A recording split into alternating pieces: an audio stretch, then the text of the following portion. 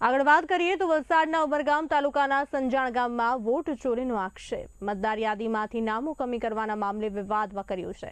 400 જેટલા મુસ્લિમ સમાજના લોકોના નામ કમી કરાયા હોવાનો આક્ષેપ છે।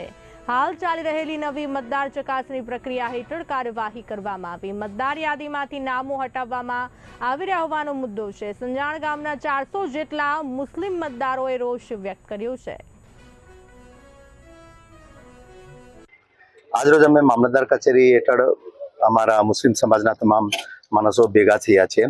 એટલા સારું કે અત્યારે જે વોટ ચોરીનો મુદ્દો ચાલી રહ્યો છે અને એ બાબતે અમે અમારી ધ્યાન પર આવ્યું છે કે લગભગ પોણી 400 જેટલા મતદારોને મતદાર યાદીમાંથી નામ કમી કરવાની પ્રક્રિયા ચાલી રહી છે અને એ અમને બીએલઓ મારફતે જાણકારી મળી છે।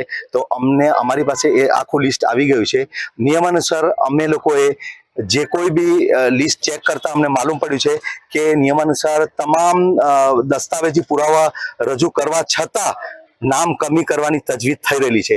તો અમે આ બાબતે આવેદનપત્ર આપી રહેલા છે જેથી કરીને જે ખોટા ફરિયાદી ઊભા કરીને નામ કમી કરવાની પ્રક્રિયા કરવામાં આવેલી છે તે ઉજાગર થાય અને ખરેખર તે ફરિયાદી કોણ છે તેની ઉપર કાયદાકીય કાર્યવાહી થાય તે સારું અમે બધા અહીંયા હાજર રહ્યા છીએ।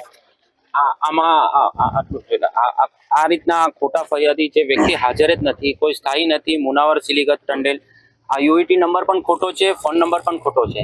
આવા ખોટા અરજદારો ઊભા કરીને આ ટાઈપના તમામ